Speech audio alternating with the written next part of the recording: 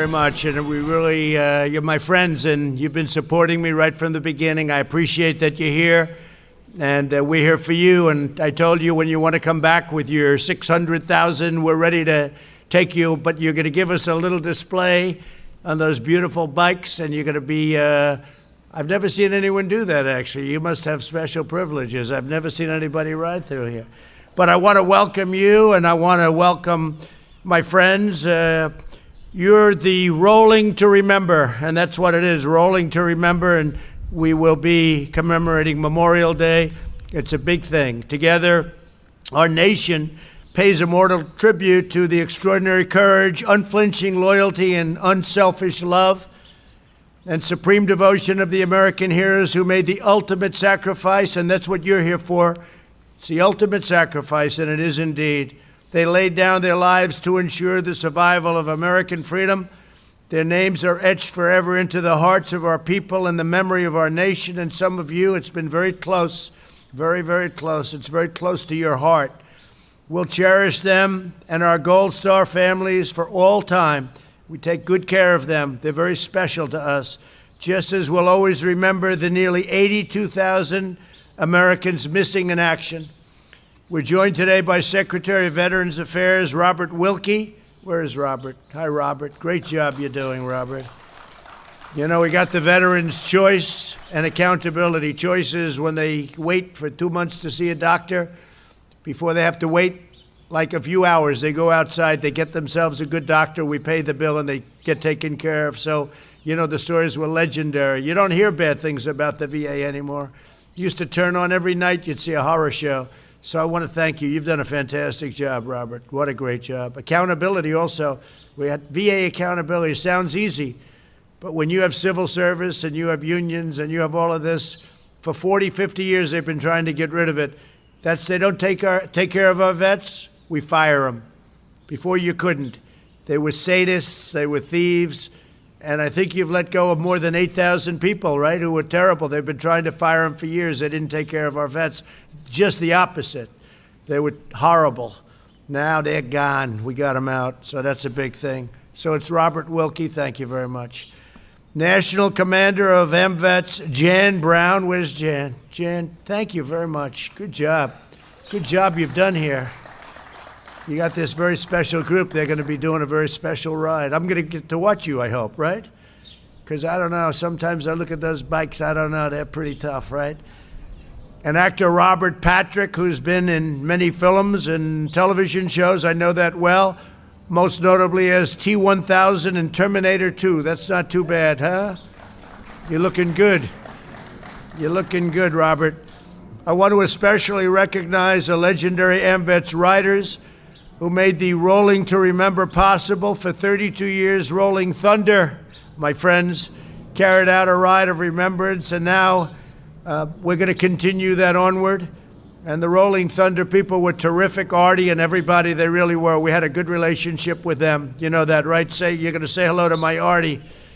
And I heard they were giving him a hard time a couple of years ago, and I said, nope, no hard time. But people do get older, right?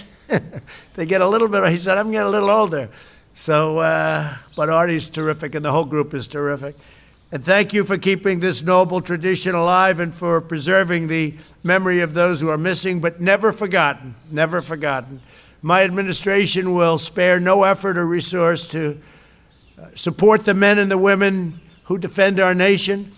We've secured over $2.1 trillion in funding to completely rebuild American military with and think of that, 2.1 trillion, 2.1, not billion, you know, it used to be million.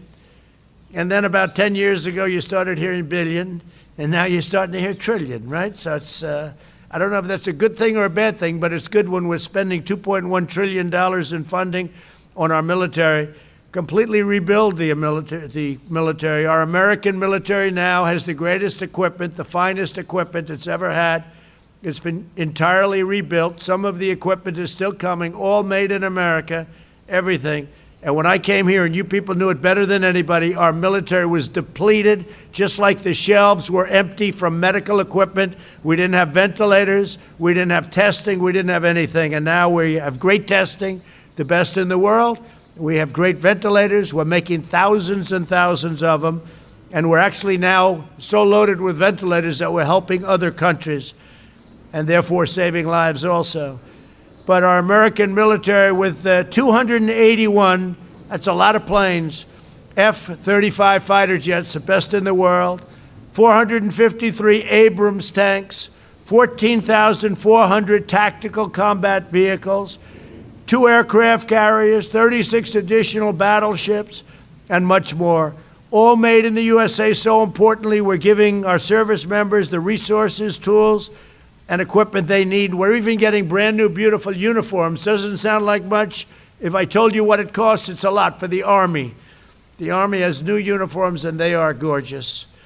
We passed the largest reform of the Department of Veterans Affairs in the history of the department, including VA accountability, and I said VA choice. We've removed 8,500 VA workers who weren't doing their job, who were taking advantage of our country and hurting our vets. The percentage of veterans reporting they trust services, think of that. They trust services, so they report, and they say they trust services, has reached the highest in the history of the VA, Secretary. That's a big statement. So the percentage of veterans reporting that they trust the VA and the VA services is now the highest in the history of the service. Satisfaction with the VA outpatient care has reached 89%, and we're not going to rest until we have it at 100%, Robert. I also formed the Prevents. It's called Prevents Task Force. Well, you guys, how many are vets here? Big difference between now and the way it used to be, right? Big difference. I also formed the Prevents. Be careful when I ask that question. Sometimes somebody could say, oh, we used to like it better. That would not be good, right? You know that would go on the fake news immediately, right? That's all they'd cover, so I have to be very careful, but thank you.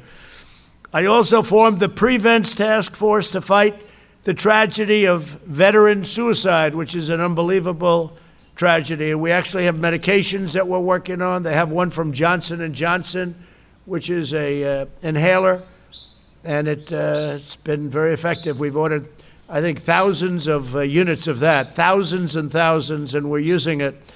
When the invisible enemy struck our country, my administration quickly secured VA medical facilities. We're keeping the sacred covenant. We're protecting those who sacrificed so much to protect us. I was very early. In fact, out of many, many people, I was the only one that wanted to do it. I guess I was the only one that mattered, but I kept China out of the United States. I put a ban on China in January. And I took a lot of heat. Joe Biden said, oh, he's xenophobic. Oh, that's right. Yeah. But a month later, he said I was right. As you know, Dr. Fauci, a good guy, said, you don't need to do that. And then later on, when he saw that I did it, and when we kept thousands, tens of thousands of people out, he said Donald Trump saved thousands of lives, tens of thousands of lives. And we did. So we did it very early, and that was a very important, the ban on Chinese people from China coming in, because I was seeing how badly infected the one area, Wuhan, was. So I put a ban on, and everybody thought Nancy Pelosi a month later was in Chinatown in San Francisco. She's dancing in the streets of Chinatown trying to say it's okay to come to the United States. It's fine. It's wonderful. Come on in. Bring your infection with you. And then she said, he should have done it earlier, about me. And she's dancing a month later. These people are sick. Anyway, last year I signed the National POW MIA Flag Act, which requires that all federal buildings fly the POW MIA flag in addition to the American flag in the months, right? And you see them all over Washington now. And they could be separate from the flag. You could do a separate placement, or you could put it under the flag. In the months since, that righteous flag has proudly flown over the White House. You probably noticed it today. But that reminder is the work left, and we have work left, but we have to get it. We have to win the White House. Otherwise, a lot of the great things that we've done, we're going to do great with our economy. We're going to see, you already see it starting to happen. We're trying to get some governors, they're not opening up, but they'll be opening up pretty quickly. Today, I just spoke to CDC. We want our churches and our places of faith and worship. We want them to open, and CDC is going to be, I believe today, they're going to be issuing a very strong recommendation, and I'm going to be talking about that in a little while. But they're going to be opening up very soon. We want our churches open. We want our places of faith, synagogues, we want them open. And that's going to start happening. I consider them essential, and that's one of the things we're saying. We're going to make that essential. You know, they have places essential that aren't essential, and they open, and yet the churches aren't allowed to open, and the synagogues, and again, places of faith, mosques, places of faith. So that's going to see that, and you're going to see that. I just want to say you've been tremendous supporters of mine. The bikers, I call them the bikers. The bikers, for whatever reason, you liked me from the beginning, and I like you from the beginning. And I remember I went to Hilton Head, and I went to other places, and there'd be thousands of bikes outside, and they were all in support. And they actually said, no, we don't have to, because there was no room. We've never had an empty seat from the time I came down the escalator with our future first lady. Who would have thought, right? Remember they were saying, what's he doing? But there were a lot of people that thought we'd win, and we won pretty easily too. 306 to 223, that's pretty easy. And we went through a primary that was tough, and you were there with me. We went through an election, and that was tough, and you were there with me. Always there, the bikers. I think, what do I have, 98%, 95%? We're trying to find who are the 3% or the 2%. We're looking for them, right? We're all looking for them. But I'll never forget, I made a speech in a place that was packed. You couldn't get in. I said, fellas, I'll do a second one. They said, no, we don't have to hear. We know what you're about. We know where you're coming from, sir. We're here to protect you. We're not here to listen. We're here to protect you. I never forgot it. I never felt so safe. And there were a lot of rough guys in that little group of about 1,000 bikes, by the way, maybe more than that. A lot of rough people, but I tell you, to me, they were beautiful people. But I never forgot that. We're not here to hear your speech, sir. We're here to protect you. And I thought it was an incredible thing. So you've been my friends. I want to thank you very much for it. Get those engines started. I want to see you guys drive around and drive as fast as you can, but don't get hurt.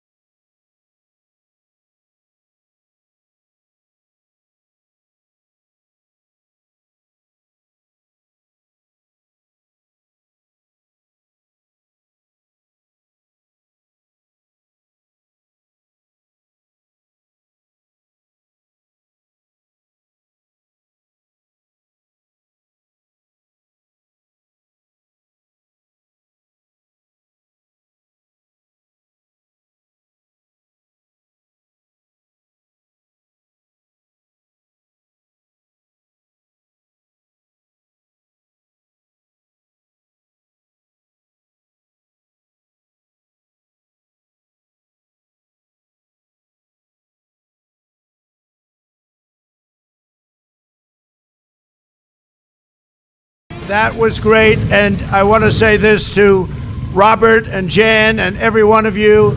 Say hello to everybody. November 3rd is a big day. We don't want to destroy this country. We're going to make it bigger, better, greater than ever before. You're going to see it happening very soon. We're coming into the third quarter. That's transition to greatness. Third quarter transition. Get out there, work November 3rd. November 3rd is the big day. Get all those cycles going there. But we appreciate you being here. Go have some fun. And we love you all. Thank you very much. And thank you. Thank you very much. Thanks. Thank you.